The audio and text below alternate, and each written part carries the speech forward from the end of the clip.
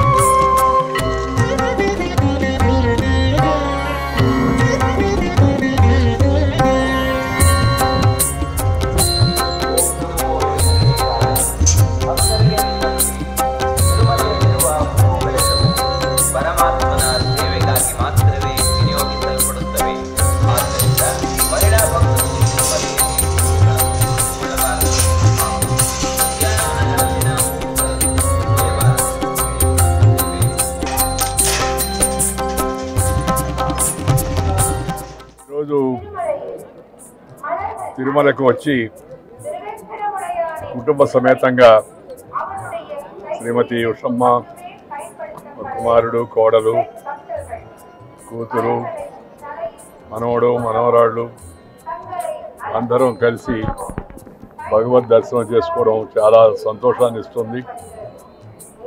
భగవద్ దర్శనం వలన అందరికీ సదాలోచన, సత్ప్రవర్తన, సద్బుద్ధి, సదాచారం వాటి పట్ల మరింత విశ్వాసం కలిగి సానుకూల దృక్పథంతో ముందుకెళ్ళేటికి అవకాశం ఉంటుంది. అందువల్ల జీవితంలో ప్రతి ఒక్కరికి ఆధ్యాత్మిక చింతన చాలా అవసరం.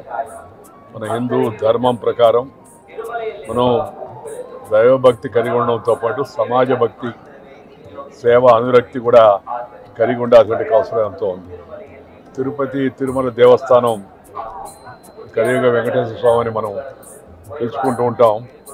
ఎంతో ఒక స్ఫూర్తి కేంద్రం లాంటిది. ప్రపంచంలో ఉన్న హిందువులందరికీ ఇది ఒక ముఖ్యమైన స్ఫూర్తి కేంద్రం. వెంకటేశ్వర స్వామి దర్శనానికి వచ్చే భక్తులు సమర్పించే కానుకలు, ఇచ్చే నిధులు, వీటన్నింటినీ కూడా పూర్తిగా ధార్మిక కార్యక్రమాలకు, ఆధ్యాత్మిక కార్యక్రమాలకు, అలాగే భక్తుల యొక్క సౌకర్యాన్ని కలిగించడానికి, వాళ్ళకి వసతి, ఇక్కడ కావాల్సిన ఇతర ఏర్పాట్లు కలిగించడానికి వాటికే ప్రధానంగా ఖర్చు పెట్టాలనేది నా ముఖ్యమైన ఉద్దేశం. ప్రభుత్వాలు కూడా ఈ విషయంలో రాజకీయ జోక్యం చేసుకోకుండా ఈ ముఖ్య భక్తులు వచ్చి దైవ దర్శనానికి వచ్చి హుండీలో కానుకలు సమర్పించడం ఉద్దేశం మన ధర్మాన్ని, మన హిందూ ధార్మిక ఆలోచనలను మరింతగా పెంపొందింపజేయాలని. అందుకని నేనేం చెప్తున్నానంటే, దేవస్థానం నిధులు ముందుగా మన ప్రాచీన సాంప్రదాయం ప్రకారం ప్రతి ఊళ్ళో ఒక గుడి ఉండాలి.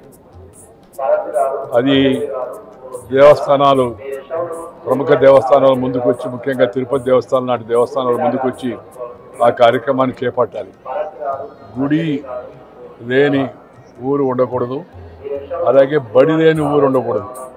బడి పెట్టడం ప్రభుత్వం యొక్క కర్తవ్యం, గుడి కట్టించడం భక్తులు, అలాగే ఈ దేవస్థానాలు వాటి యొక్క ప్రధాన కర్తవ్యం కావాలా. వాటి మీదనే దృష్టి పెట్టాలి తప్పితే వీటిని ప్రభుత్వ కార్యక్రమాలకు వినియోగించుకోవడం కానీ లేదా ఇతరత్ర వైపు మళ్లించడం కానీ అలాంటి ఆలోచన, అలాంటి ప్రయత్నం ఏమాత్రం కూడా చేయకూడదని చెప్పని నేను సూచిస్తున్నాను.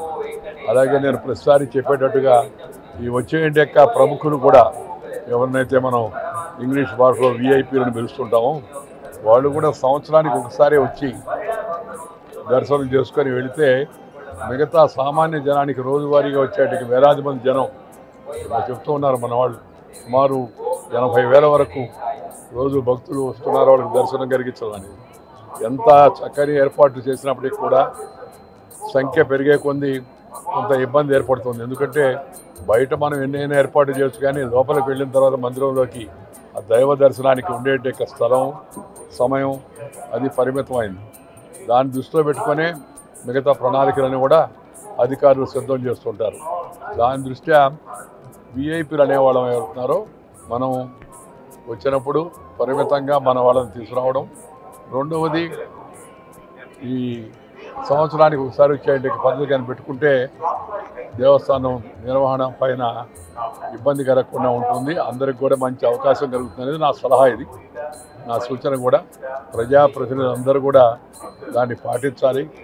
ప్రజాప్రతినిధులు అన్నవాళ్ళు దేవాలయానికి వచ్చినప్పుడు మరింత బాధ్యతతో మరింత హుందాగా వ్యవహరించాల్సిన అవసరం ఎంతో కూడా ఉందని నేను భావిస్తున్నాను.